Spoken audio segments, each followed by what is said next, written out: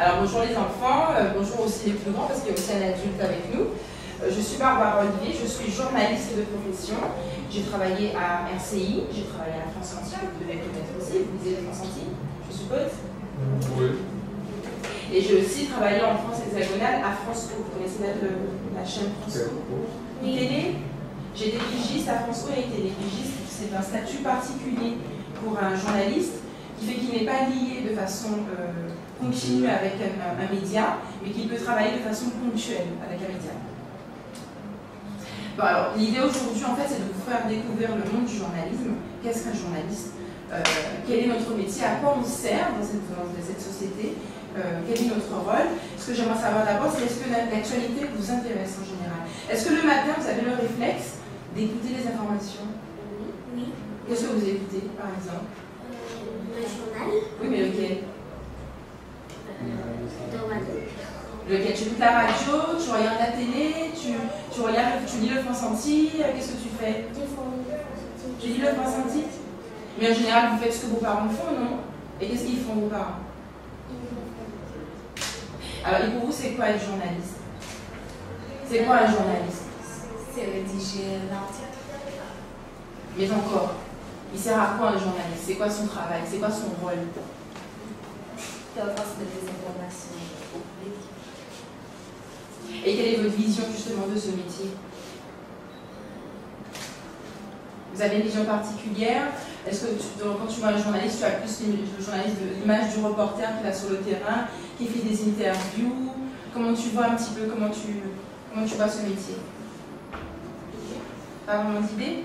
Est-ce que vous savez faire la différence entre la presse quotidienne, locale, régionale, et la presse nationale? Est-ce que vous pouvez me citer, par exemple un quotidien national? National, c'est dans le monde. Alors, national, par exemple, c'est un quotidien comme Le Figaro, comme Libération. Vous connaissez? C'est en France. Exactement, mais on le vend aussi en Guadeloupe. C'est un quotidien qui couvre toute l'actualité sur le territoire national français, donc il comprend aussi les départements français comme la Guadeloupe. Est-ce que vous pouvez me citer un quotidien de la presse régionale? Et vous en avez un pourtant, comme vous lisez, vous l'avez cité tout à l'heure. Ah ben oui, France Antilles. France Antilles, c'est un quotidien de la presse régionale, ce qu'on appelle la PQR. Alors, je vais vous montrer, vous avez différents... Vous avez des magazines, vous avez des quotidiens, vous avez de la presse magazine. Il faut faire une différence, en fait, entre les différentes presses. Par exemple, un journal comme un magazine comme Voici, ça fait partie de la presse. Sauf que c'est ce qu'on appelle de la presse people, où on parle que de l'actualité des stars. Et c'est pas du tout ce que je fais. Moi, ce que je fais et sur quoi je vais vous interroger, on va travailler, c'est tout ce qui est presse de l'actualité, ce qu'on appelle faire du news. Alors, par exemple, aujourd'hui, vous avez le France Antilles, par exemple, vous avez le quotidien La Croix, qui est un quotidien religieux qui est fait par des catholiques. Vous avez aussi Le Parisien, qui est très très lu, c'est l'équivalent du France Antilles, en fait, en France, qui est le journal le plus lu à part Sud-Ouest, mais comme nous n'avons pas ici. Et ce que j'aimerais savoir, c'est est-ce qu'il y a un fait d'actualité qui a retenu votre attention ce matin? Qu'est-ce que vous avez retenu de l'actualité? Alors peut-être pas ce matin, mais ces derniers jours. Vous avez regardé le journal hier soir? Alors, qu'est-ce qui vous a marqué hier soir dans le journal? Il y avait un enfant qui marchait comme ça. Ah, ça vous a marqué, hein? Ils ont fait au pays, évangélisant. Ils ont fait ce que Et quoi d'autre? Il fallait le faire à 3 ans. Si elle était plus grande, ce sera plus pire. Ce sera plus difficile. Plus difficile pour elle. Et quel événement encore qui vous a marqué dans l'actualité? Dans le monde, par exemple, qu'est-ce qui vous a marqué? En fait, ils ont donné des informations sur un acte terroriste pour l'islam. En Algérie? Je sais pas vraiment. Non, mais c'est bien, c'est déjà bien, tu as retenu quelque chose.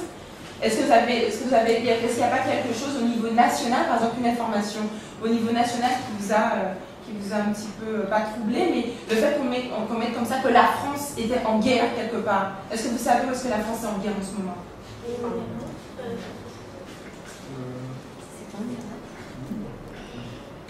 Afghanistan. La France est en guerre en ce moment au Mali, en Afrique. Ça ne vous a pas marqué? Alors le travail d'un journaliste, c'est de connaître toute l'information. Ça veut dire que le matin, un journaliste, il mange de l'info tous les jours. Il se réveille le matin, il fait sa revue de presse, il va regarder la presse quotidienne régionale, la locale, France Entière, il va regarder aussi la presse nationale. S'il n'a pas d'abonnement, il regardera sur Internet, enfin bref. Il va écouter aussi la radio. Il va multiplier comme ça ses sources d'informations pour savoir vraiment tout ce qui se passe. Parce que l'idée, c'est qu'on se mette en condition comme dans une équipe, comme dans une rédaction. Alors, qu'est-ce qui se passe le matin quand un journaliste va travailler? Il y a une heure pour ce qu'on appelle la conférence de rédaction, où tous les journalistes, par exemple à France Entière, tous les journalistes vont se réunir. Il y aura le rédacteur en chef, c'est-à-dire c'est le journaliste chef, qui décide de ce qu'on va mettre dans le journal du soir qui sera en vente le lendemain matin. Et donc il faut connaître toute l'information pour pouvoir décider de ce qu'on va, qu'est-ce qu'on va étudier aujourd'hui, qu'est-ce qu'on va mettre à la une, de quoi on va parler. Parce que l'intérêt, c'est de donner aux gens de l'information, de savoir ce qui se passe à côté de chez eux, parce que vous, ça vous a interpellé, ça vous a interpellé de voir cette petite fille. Pourquoi? Parce que vous êtes des enfants et vous vous êtes imaginé peut-être à la place de cet enfant. Donc tout de suite, ça a capté votre attention et vous êtes tous, en fait, la majorité d'entre vous, vous avez retenu que justement cette petite fille a été opérée et que peut-être qu'elle marchera normalement comme vous et moi. En tout cas, on l'espère. Et on y a un truc qu'on fait dans la jambe. Exactement. Ils ont filmé une partie du cas de l'opération. Une prothèse.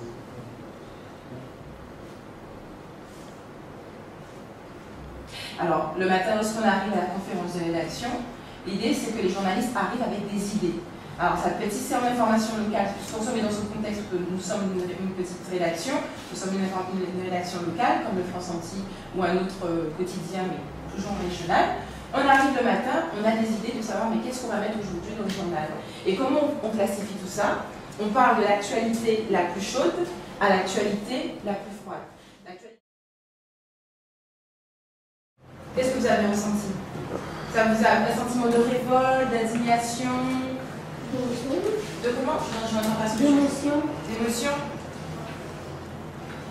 Alors il faut savoir qu'en Irlande du Nord, jusqu'à aujourd'hui, les enfants qui sont catholiques et les enfants qui sont protestants ne vont pas dans les mêmes écoles. C'est ce qu'on appelle la ségrégation. Jusqu'à aujourd'hui.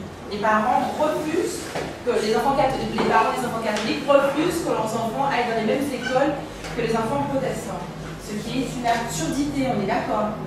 Ici, nous vivons dans un pays laïque, ça n'existe pas, ce genre de choses. Et fort heureusement.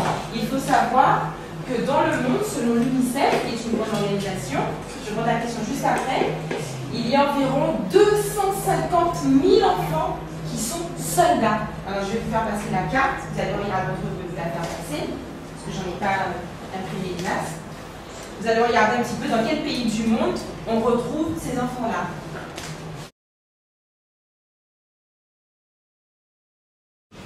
Je vous présente le portrait de Julien Berry. Il a 8 ans, il est en CE2, il habite au Moule. Son sport préféré est le basket.